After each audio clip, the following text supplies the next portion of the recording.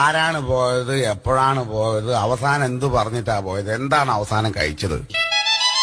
പോയതിന്റെ ഭർത്താവാണ്. ഭർത്താവാണ് പോയത്. ആ മൂപ്പര് ഞങ്ങളെ കല്യാണം കഴിഞ്ഞ് 6 മാസം ഞങ്ങൾ ഒരുമിച്ച് ജീവിച്ച് 6 മാസം കഴിഞ്ഞപ്പോ മൂപ്പർക്കൊരു പൂതി.